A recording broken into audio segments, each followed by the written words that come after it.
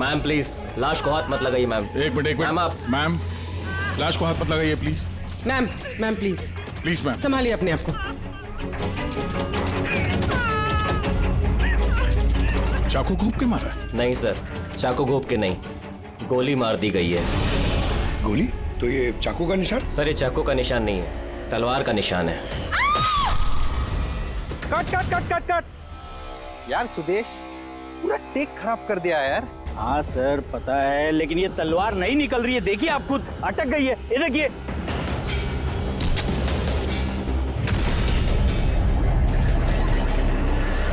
तलवार पे खून कैसा है?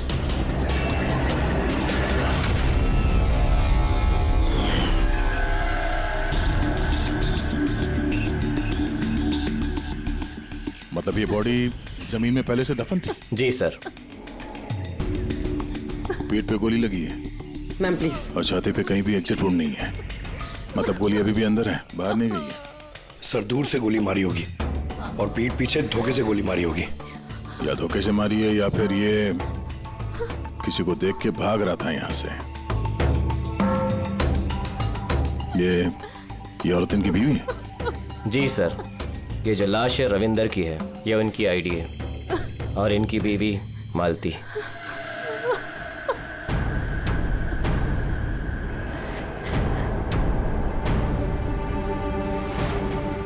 हाथ में घड़ी है, वॉलेट है, मतलब चोरी करने के लिए खून नहीं किया। एक काम करो, ये आसपास जरा तलाशी लो, देखो कुछ मिलता है क्या। राइट सर, चलो।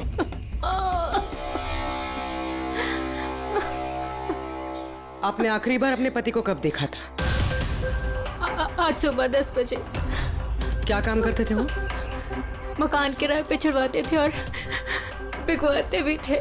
मतलब एस्टेट एजेंट? हाँ। आज सुबह कहाँ जाने के लिए निकले थे? एक फ्लैट आज किराए पर चढ़ने वाला था, तो वही चेक करने गई थी कि वहाँ पे कोई सफाई या मरम्मत वगैरह की जरूरत तो नहीं है। सर। हाँ? सर यहाँ आसपास तो कुछ नहीं मिला, ना खून ना कोई सुराग। लगता है गोली यहाँ नहीं चली। क्योंकि सर गोली जंगल में चली ही नहीं। तो फिर कहाँ चली? हो सकता है फ्लैट में, जो आज किराए पर चढ़ने वाला था। आपको कैसे पता? क्योंकि मैं उनसे उस वक्त फोन पे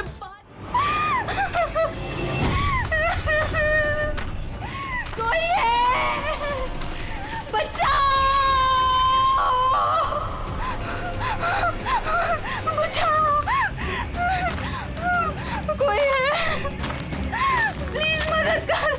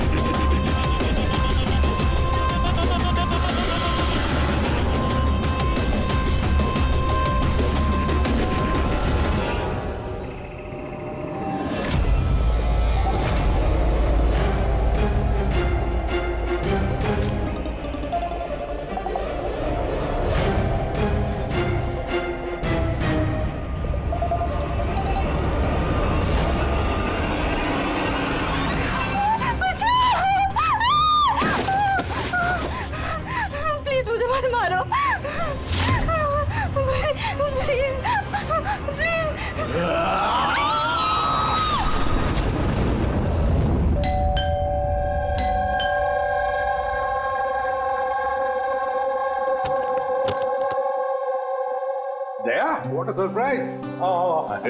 यहाँ से गुजर रहा था सर, सोचा अर्जुन को मिलता चलो। ये क्या तबीयत ठीक नहीं क्या इसकी? देखो, सर्दी हुई है, जुकाम हुआ है। अरे हमारा टाइगर, क्या हुआ आपको? दया अंकल, दादू को समझाओ ना, खांसी और जुकाम तो नॉर्मल होता है। मैं तो इतना बीमार हूँ ही नहीं। अबे ओ नॉर्मल के बच्चे, दादू तू है या दादू मैं हूँ? अरे आप ही दादू हो, लेकिन इतनी चिंता क्यों कर रहे हो?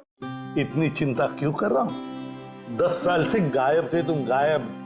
अब मुझे मिल गए हो तो पूरी कसर निकाल रहा हूँ। सर सोचा नहीं कभी आपका ये रूप भी देखने को मिलेगा। मतलब बड़े बड़े क्रिमिनल को धूल चटाने वाला एसीपी प्रद्युम्न आज अपने पोते के एक चीख से परेशान हो गया। दया, इस सबसे प्यारे सबसे मीठे क्रिमिनल की वजह से है।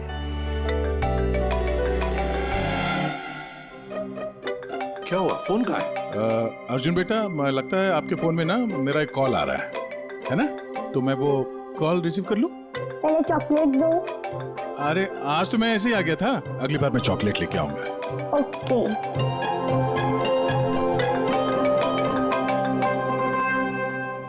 बड़े नॉट हेलो? हो गए हो तुम। क्या? कहाँ पे? ठीक है, हम लोग अभी पहुंचते हैं वहां। क्या हुआ? सर, वो हेमसुगा के जंगल में एक लाश दफन मिली है कुछ लोगों को।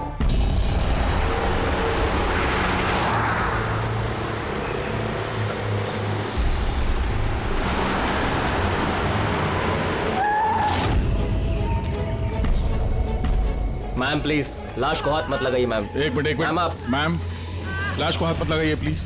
Ma'am ma'am please please ma'am. संभालिए अपने आप को।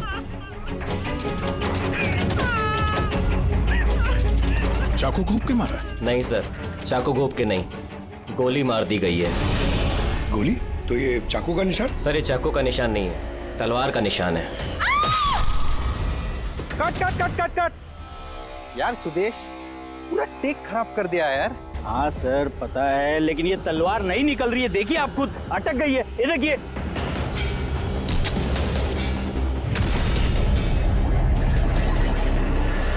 तलवार पे खून कैसे है?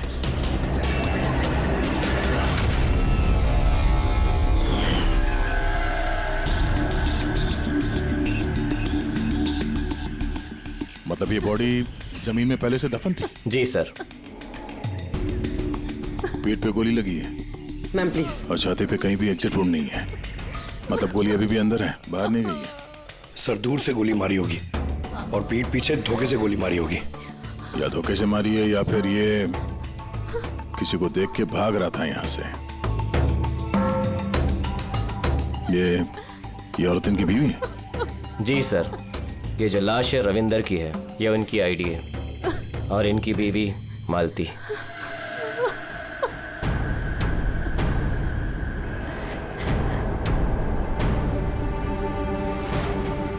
हाथ में घड़ी है, वॉलेट है, मतलब चोरी करने के लिए खून नहीं किया। एक काम करो, ये आसपास जरा तलाशी लो, देखो कुछ मिलता है क्या। राइट सर, चलो।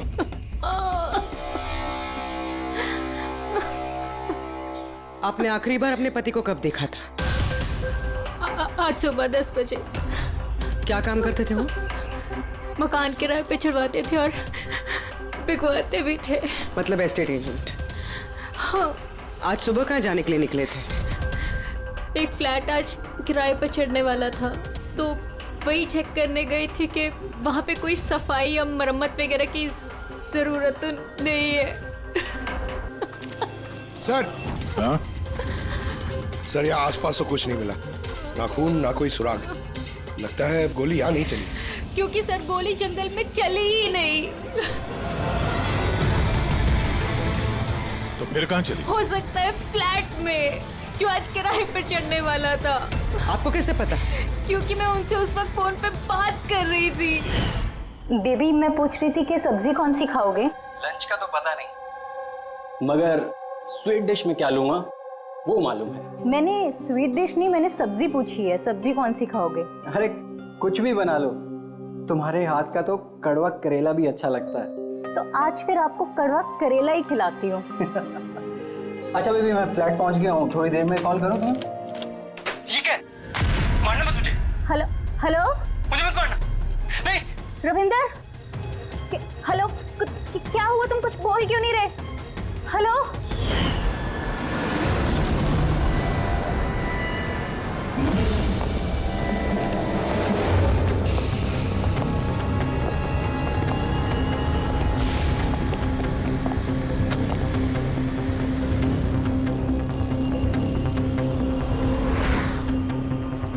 इतना सारा खून?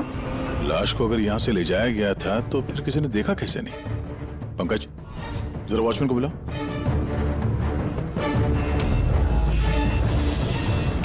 सर, सर ये देखिए। बुलेट्स के निशान।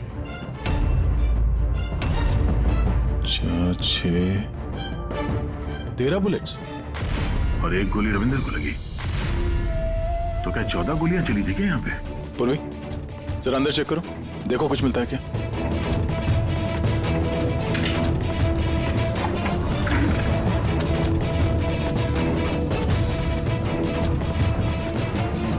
सर ये खून अंदर अंदर ये गोपाल है सर। आज सुबह यहाँ इस फ्लैट में खून हो गया। खून? उसके बाद लाश को यहाँ से ले जाया गया। तुमने देखा नहीं किसी को? कहाँ थे तुम? सर सुबह से मैं यही हूँ और बिल्डिंग में से कोई लाश नहीं गई सर। तो क्या लाश के पर लग गए और जंगल में जाके वो दफन हो गई खुद? सीसीटीवी फुटेज लेके आओ इस बिल्डिंग का, जल्दी। सर क्या हुआ? बिल्डिंग में मेंटेनेंस का काम चल रहा है सर, इसलिए सीसीटीवी फुटेज कैमरा बंद है सर। सीसीटीवी फुटेज भी नहीं है। अच्छा रजिस्टर तो होगा ना, जहाँ पे लोग आते हैं एंट्री करते हैं, वो तो है तुम्हारे पास कि वो भी नहीं है? है। अरे तो लेके आओ। सर बिल्डिंग में मेंटेनेंस का काम चालू है, इसलिए वर्कर लोग अंदर बाहर कर रहे हैं सर, इसलिए मैंने सुस्ती में नाम दर्ज कराना बंद कर दिया सर। सुस्ती के कारण एंट्री करना बंद कर दिया? तेरे सुस्ती मैं निकालता हूँ। सर मुझे माफ कर दीजिए सर, मैं सच कह रहा हूँ, बिल्डिंग के बाहर कोई लाश नहीं गई सर। तेरे साथ क्या करने वाला हूँ मैं तुझे बाद में बताता हूँ। जा वहां खड़े रहे, बाहर खड़े रहे। चल। सर मुझे तो लग रहा है ये जो वॉचमैन है ना, ये भी मिला हुआ है। सर पूरा फ्लैट खाली है। ये लड़कियों के कुछ कपड़े मिले हैं, हो सकता है किसी पुराने किराएदार के हों। लड़कियों के कपड़े और कोई सुराग? नहीं सर।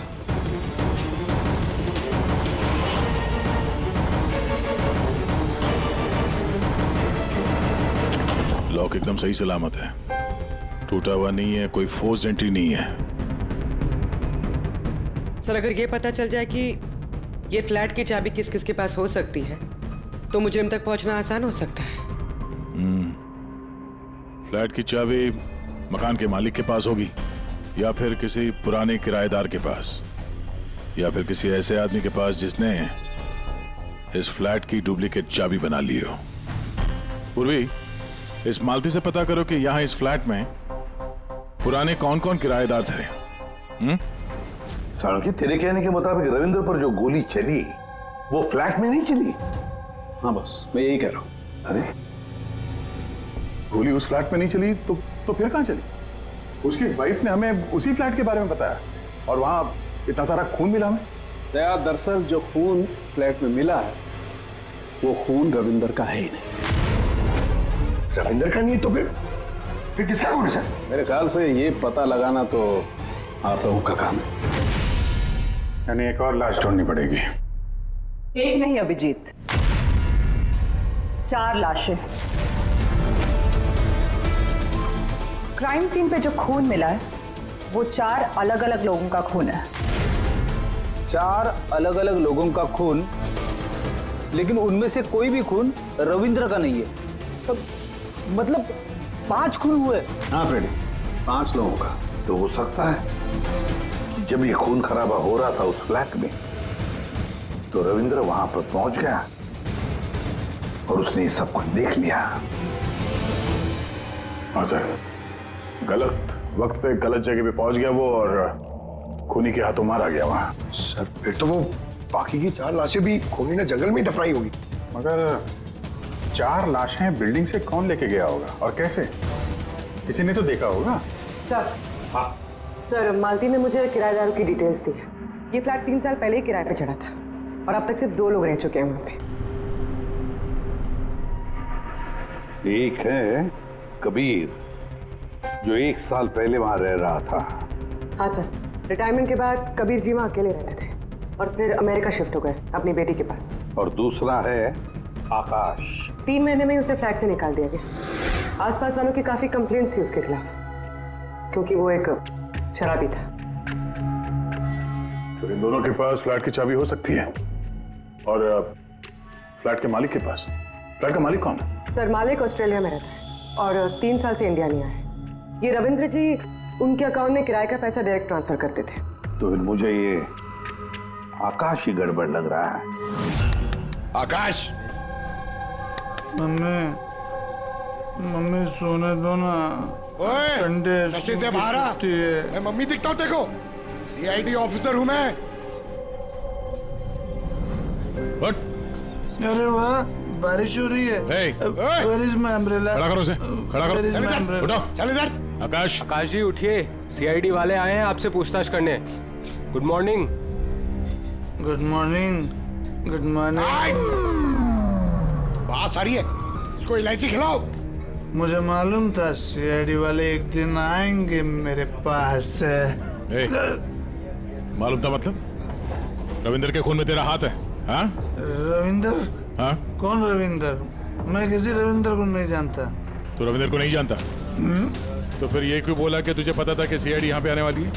क्योंकि मुझे भी सीआईडी बनना है, देश की सेवा करना है। लेफ्ट। आकाश, केशव बिल्डिंग, फ्लैट नंबर 105, वहाँ रहते थे ना तुम? रहता था, लेकिन उन लोगों ने मुझे लात मार के भगा दिया। मेरे पूरे कपड़े भी नहीं दिए। I have only this shirt. I'm very poor. शादी हो गई तेरी? नहीं। नहीं? गर्लफ्रेंड है? गर्लफ्रेंड है। वो मेरी। लेकिन ये आप क्यों पूछ रहे हो? This is personal. क्योंकि केशव बिल्डिंग के उसी फ्लैट के कबर्ड में हमें लड़कियों के कपड़े मिले हैं, शायद तुम्हारी गर्लफ्रेंड के हैं? लड़की मेरे फ्लैट में कभी नहीं आई, कभी नहीं। I am very truly gentleman, white collar. Sir, ये कबीर जी सर, वो भी अकेले रहते थे और इसके जाने के बाद वहां कोई रहा ही नहीं। रहता कैसे नहीं था?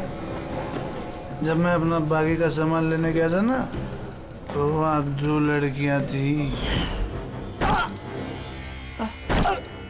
ये लो अपना सामान और निकलो यहाँ से। क्यों मालती? झूठ क्यों कहा हमसे कि उस फ्लैट में सिर्फ 2 ही किराएदार रहते थे? एक तरफ आप अपने पति के खूनी को फांसी पे चढ़वाने की बात करती हो, झूठ बोल के हमें गुमराह किया आपने, क्यों? नाटक करिए सर, इसी ने अपने पति को मारा है और अभी हमारे सामने खड़े होकर आंसू आ रही है। सर मुझे इसके साथ 2 मिनट दीजिए सर, देखिए सच कैसे बोलती है। ये क्या कह रही हैं आप? इनके बारे में ऐसा कैसे कह सकती हैं? आप सीआईडी वाले इतने पत्थर दिल कैसे हो सकते हैं? किसी का दर्द समझने के बजाय आप उन्हें टॉर्चर कर रहे हैं, उन्हें तकलीफ पहुंचा रहे हैं। अच्छा, आप दोनों को बड़ी फिक्र हो रही है? आपकी तारीफ। मैं मालती की छोटी बहन रजनी हूँ और ये मेरे हस्बैंड है। तो फिर रजनी जी, आप सभी ध्यान से सुन लीजिए। अगर मालती ने हमसे कुछ भी झूठ कहा ना, तो ये जेल जाएगी, जेल।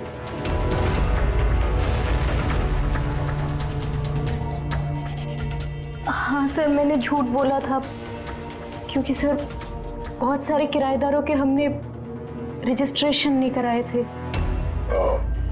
तो गैर कानूनी तरीके से तुमने कुछ लोगों को वहां फ्लैट में ठहराया हुआ था, बिना डॉक्यूमेंट्स और बिना रजिस्ट्रेशन किए हुए? हाँ, ताकि वो रेंट मकान मालिक के बजाय हमें मिल सके। अच्छा, तो इसका मतलब है और भी लोग रह रहे थे इस फ्लैट में इन 2 किराएदारों से पहले, है ना? तो फिर फ्लैट की चाबी उनके पास भी हो सकती है, क्यों? हमें उन सब की लिस्ट चाहिए, किराएदार चाहे कानूनी हो या गैर कानूनी, मगर इस बार लिस्ट से एक भी नाम गायब नहीं होना चाहिए, वरना तुम्हारे लिए अच्छा नहीं होगा। सुषमा जी, दीदी निशांत भैया से डायरी ले आओ। जी ठीक है। ये डायरी लेने बाहर क्यों जा रही है? वो किराएदारों की लिस्ट वाली डायरी रविंदर ने हमारे पड़ोसी के यहाँ रखवाई थी। वाह, ताकि अगर कोई आपके इस घर की तलाशी ले तो आपकी पोल नहीं खुलेगी। रजनी जी, आपकी बहन बड़ी होशियार है, क्यों?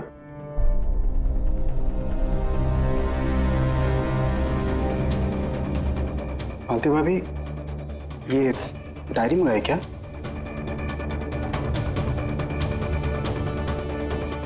भाभी, सब ठीक है ना?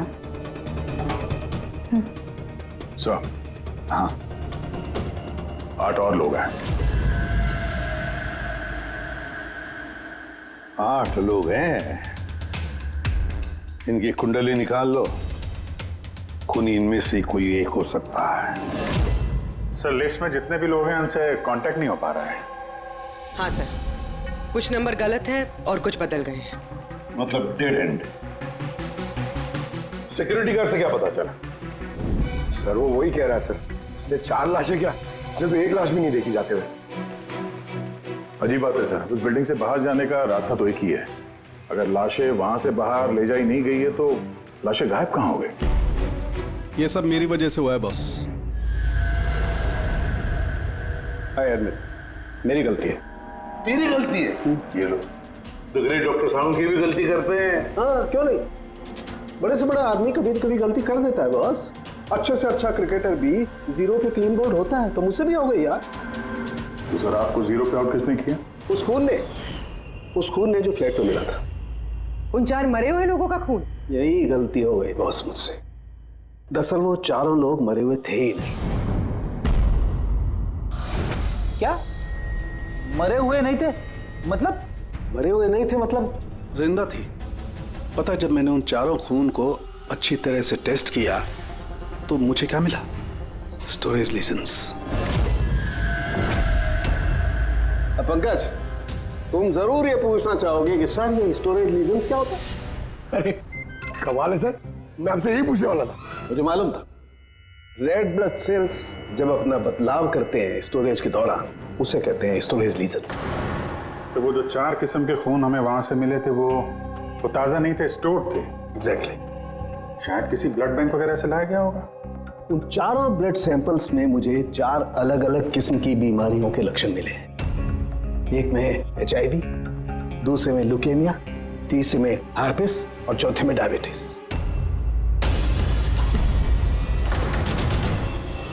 कंटामिनेटेड खून, मतलब ये 4 खून के सैंपल किसी ऐसी जगह से लाए गए हैं जहां पे बीमारी वाला खून स्टोर होता है सर। हाँ, कंटामिनेटेड खून। ऐसा खून तो नष्ट किया जाता है, इंसिनरेटर में भेजा जाता है जहां पर ये डिस्ट्रॉय करते हैं। और ऐसे इंसिनरेटर्स तो हमारे शहर में 2 जगह हैं। एक बार फिर से इस फ्लैट में चल के चेक करते हैं, पता तो चले कि उन गोलियों का और ये बीमारी वाली खून का कनेक्शन क्या है।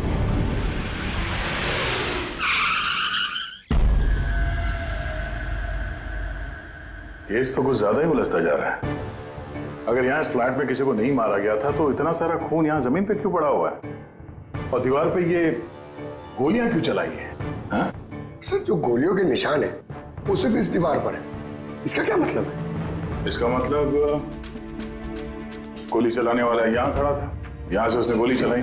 मगर सर इस इंफेक्टेड खून का क्या कनेक्शन हो सकता है इस केस से? और सर खून सिर्फ फ्लोर पर है, ना यहाँ पर है, ना इस पर है, ना दीवारों पे। इसका क्या मतलब है? एक और बात सर, हमें इस घर से गोलियां नहीं मिले हैं तो सिर्फ गोलियों के निशान।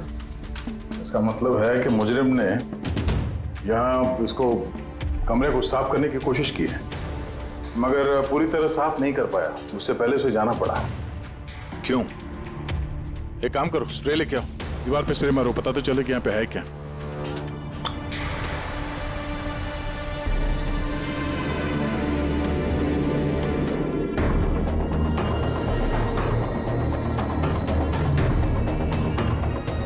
यहाँ पे भी खून के निशान है, नीचे तक है ये तो,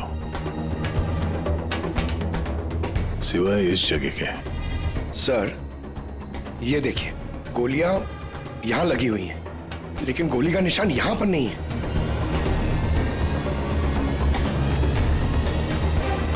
ये क्या? ये निशान, ये टायर के निशान जैसा कुछ है। मतलब बाइक लेके आए इधर? पंकज, वो टायर नहीं, वो जो फर्नीचर के नीचे पहियों पे लगा होता है टायर, वो रबर का। कोई फर्नीचर रखा हुआ था यहाँ पे, शायद कोई कुर्सी। मगर सर हमने तो पूरा फ्लैट चेक किया, कुर्सी वगैरह तो कुछ भी नहीं है यहाँ पे। सर, लगता है वो कुर्सी इसी बिल्डिंग में हुई, छुपाई हुई। एक काम करते हैं, बिल्डिंग में ढूंढते हैं उसे।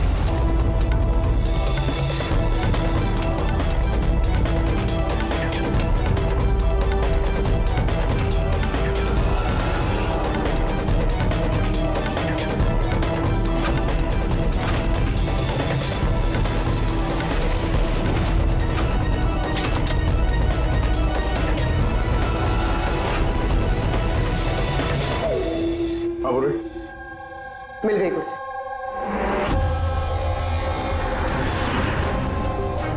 कुर्सी परफेक्ट। और सर, ये कुर्सी के साथ ये सब भी मिला है। क्या ये बोलो? ये अब समझ आ गई सर पूरी पहेली। खूनी ने पहले इस मैनिक्विन को चेयर पे बिठाया और चेयर को दीवार से लगा दिया। इस मैनिक्विन के ऊपर वो खून के बैग्स थे और बहुत सारे बुलेट फायर करने की वजह से ये दीवार पे जो बुलेट्स है और ये सारा खून आसपास गिर गया। ये जिसने भी किया, ये बड़ा सरफिरा आदमी। मतलब ये सब करने की जरूरत क्या थी? और सर रविंद्र को इसलिए मार दिया गया क्योंकि रविंद्र ने उसे पुतले पे गोलियां चलाते देख लिया था। सर, आज तक तो एक ही बात सुनी है सर, अगर खूनी किसी को मार रहा हो, किसी तीसरे आदमी ने उसे देख लिया तो उसे मार देगा। लेकिन यहाँ पे तो खूनी एक पुतले को मार रहा था, एक पुतले के लिए उसने रविंद्र को मार दिया। हो सकता है खूनी यहाँ पे शूटिंग प्रैक्टिस कर रहा हो, उसे किसी का मर्डर करना होगा, लेकिन उसके रिहर्सल वो यहाँ इस फ्लैट में कर रहा था। रविंद्र को मारने के लिए इतनी लंबी रिहर्सल? मगर उसे कैसे पता था कि रविंद्र यहाँ आने वाला है? हो सकता है उसकी बीवी ने बताया हो सकता है मालती का हाथ हो इस जुर्म में। अब ये रिहर्सल रविंद्र के लिए थी या किसी और के लिए तो बता नहीं सकते हैं, पर ये मुमकिन है कि इस पूरे प्लान का ये रविंद्र भी हिस्सा हो। सर, हिस्सा हो या ना हो, लेकिन मरा तो रविंद्र ही है। मेरी तो एक बात समझ में नहीं आ रही है कि उसकी लाश यहाँ से जंगल पहुंची कैसे? सर, मानव से अलमारी की चाबी हमारे पास रहती है जिसमें खून स्टोर किया जाता है, मगर वो अलमारी सिर्फ और सिर्फ कर्नल शिशिर की मौजूदगी में ही खोली जाती है, उनके बिना कभी नहीं। कर्नल शिशिर? जी सर, वो यहाँ के सिक्योरिटी फर्म के हेड है। सर, उनके पास पूरा हिसाब किताब रहता है कि अलमारी में से कब कितने बैग खोल के रखे गए और कब कितने बैग नष्ट कर दिए गए। और वैसे भी सर अलमारी खोलने के लिए 2 चाबियाँ चाहिए होती हैं, पर हमारे पास सिर्फ 1 चाबी है।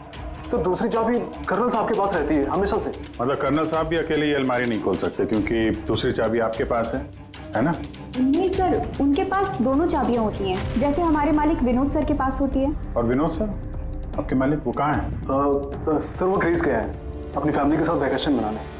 तो बच्चे, कर्नल साहब ये रिटायर्ड आर्मी ऑफिसर हैं क्या? जी सर, आर्मी में लोग आज भी उनकी बहुत इज्जत करते हैं। देश की फौज के सबसे बेहतरीन शार्प शूटर्स में से एक थे वो। आर्मी छोड़कर उन्होंने अपनी खुद की सिक्योरिटी फर्म चालू कर दी। सर, खूनी जिस तरीके से गोली चला रहा था वहां पे, लगता है गन पे हाथ काफी साफ था उसका। कहीं ये कर्नल शिशिरी तो शामिल नहीं है इस जुर्म में? मिलते हैं कर्नल साहब से।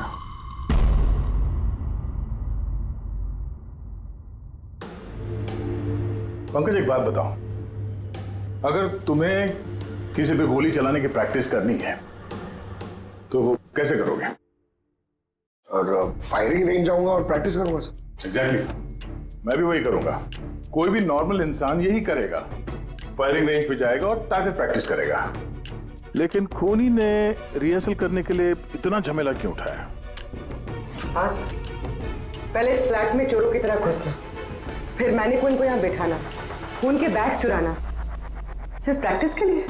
और रविंदर सिर्फ इसलिए मारा गया क्योंकि उसने उसे प्रैक्टिस करते हुए देख लिया था। ये खूनी कुछ बहुत बड़ा करने वाला है।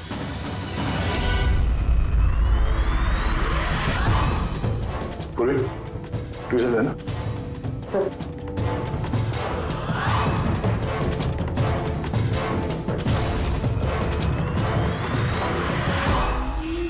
राइफल की गोली? ओह,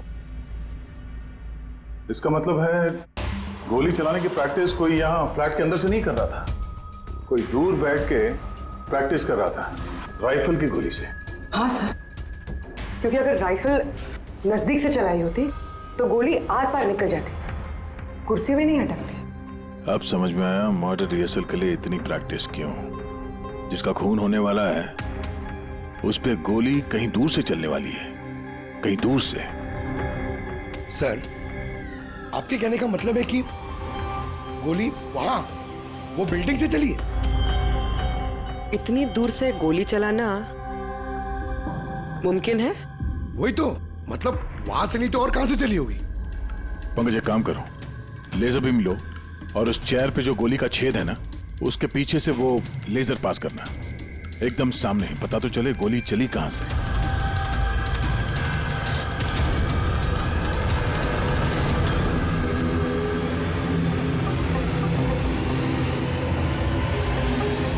बिलबोर्ड?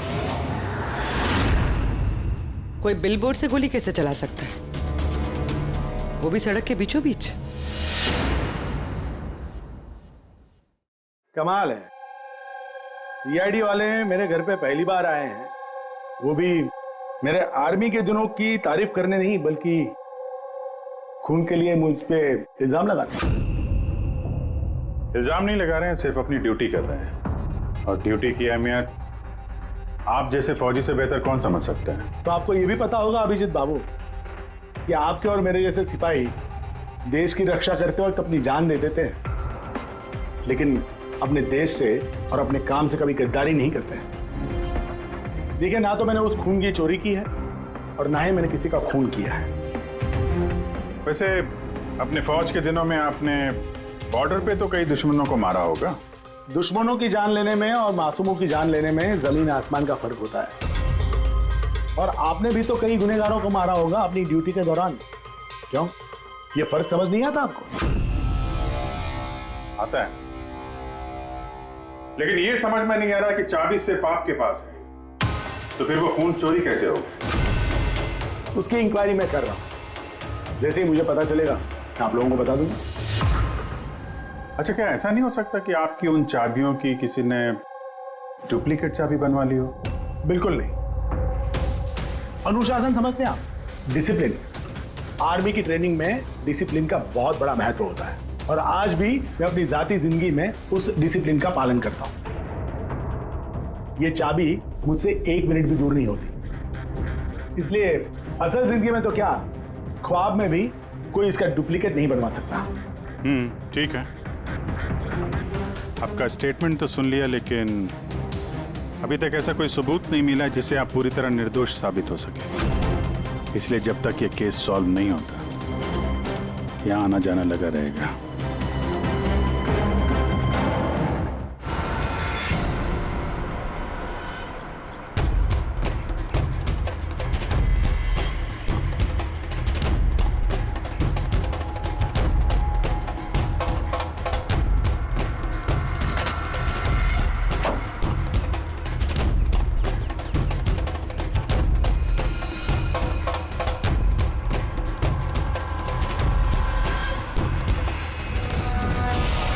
इस मेटल बोर्ड को नट से फिट किया गया था ऊपर। सूंघो इसे।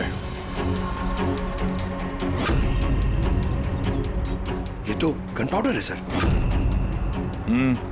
गन पाउडर और ये स्क्रैचेस। बहुत लंबी प्लानिंग की थी। क्या लंबी प्लानिंग होगी सर? पंकज खूनी ने इस मेटल प्लेट का इस्तेमाल गोलियों की दिशा बदलने के लिए की थी। जैसे ही उसने इस मेटल प्लेट पे गोली चलाई, इस पे गोली लगने के बाद गोली की ट्रेजेक्ट्री बदल गई और वो सीधे जाके पुतले पे लगी। मतलब असली रिहर्सल इस मेटल प्लेट पे गोली चला के ट्रेजेक्ट्री बदलने की थी, सिर्फ निशाना लगाने की नहीं। सर, क्या लगता है कौन सी बालकनी से गोली चलाई होगी? एक बात तो साफ है, गोली सामने से नहीं चली है। गोली यहाँ इसी बिल्डिंग से चली है, या तो ऊपर से, नीचे से, या फिर अगल बगल से कहीं। पता करना पड़ेगा। कोई ना कोई बहुत जल्द मरने वाला सा है, ठीक उसी तरह से जैसे खूनी ने उस फ्लैट में खून की रिहर्सल की थी। इस मर्डर को होने से रोकना होगा सर, किसी भी हाल में। सर उस बिल्डिंग के एक एक फ्लैट की एक एक ईंट चेक की सर, लेकिन पता नहीं चला कि खूनी ने गोली कहां से चलाई है। अगर इस खूनी ने बेड़ा उठाया रिहर्सल करके ही खून करने का, तो फिर वो वैसा ही फ्लैट ढूंढेगा जैसा फ्लैट उसे वो खून करते वक्त मिले। मतलब सर असली विक्टिम का जो फ्लैट होगा, खूनी ने ठीक उसी पैटर्न का फ्लैट ढूंढा होगा। हर बिल्डर का अपना एक अलग पैटर्न होता है फ्लैट्स का। एबीसी का अलग, XYZ का अलग। तो हमें उस पैटर्न का फ्लैट देखना होगा सर, जैसे वहां उस रिहर्सल में यूज हुआ था। सर ये बिल्डिंग तो आकव बिल्डर की है और इनकी कुल मिलाकर 24 प्रॉपर्टीज है पूरे शहर में। मतलब जिसका खून होने वाला है वो 24 बिल्डिंग में से किसी एक बिल्डिंग में हो सकता है। लेकिन 24 बिल्डिंग में से 7 बिल्डिंग्स ऐसी हैं जिसका पैटर्न इस रविंदर के फ्लैट से मिलता है। मतलब हमें 7 के 7 बिल्डिंग ढूंढनी पड़ेंगी। 7 बिल्डिंग, अगर एक बिल्डिंग में 50 फ्लैट्स है तो 350 फ्लैट्स। सर बहुत ज्यादा वक्त नहीं लग जाएगा? पंकज चाहे जो कुछ भी हो करना तो पड़ेगा ही। सर ये कर्नल शिशिर गड़बड़ आदमी है सर। ये सेना में शार्प शूटर था और ये जो खराब ब्लड डिस्पोजल करते हैं ना, वहां का चीफ सिक्योरिटी ऑफिसर है। अच्छा पंकज, ये ब्लूप्रिंट किसका है? ये रविंदर के फ्लैट का है सर, जहाँ पे मर्डर नहीं हुआ था बट रिहर्सल हुआ था।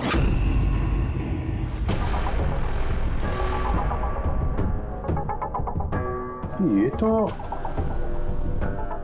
तो कर्नल शिशिर के फ्लैट जैसा है सर।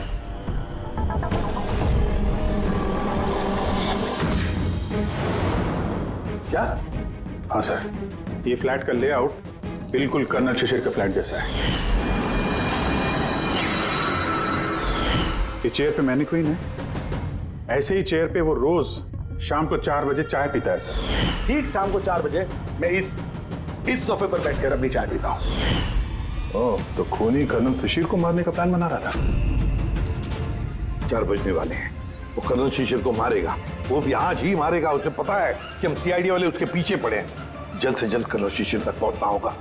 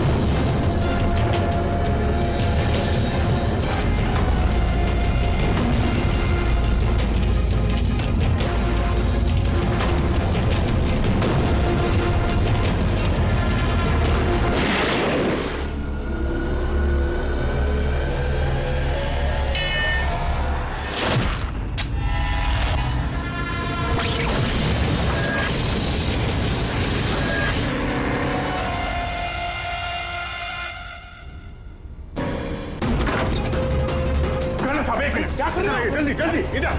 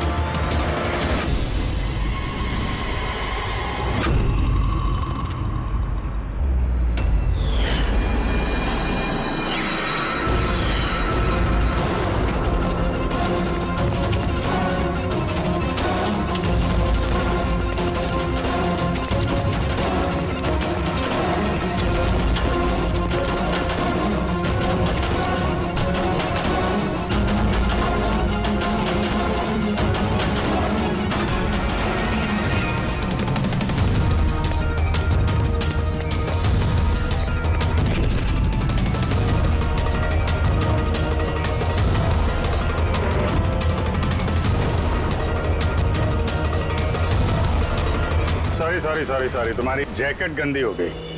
क्या करें, हमें पता नहीं था ना गोली कौन से फ्लैट से चली है, इसलिए रिवर्स रिकोशे का सहारा लिया। और उस फ्लैट में जिस दिशा से गोली आई उसी दिशा में हमने गोली चलाई, और देखो खून भरी गोली ने तुम्हारा पता बता दिया, मिस्टर उत्कर्ष। जाने दो मुझे, कूद जाऊंगा यहाँ से। अच्छा ठीक है, कूद जाओ यार, लेकिन पहले ये तो बताते जाओ कर्नल शिशिर को क्यों मारना चाहते थे? हैं? छोड़ उसे भाई, मेरे पास आ जा। अच्छा भाई है ये? हाँ जा भाई, मिल ले अपने भाई से, जा। इधर आ जाओ।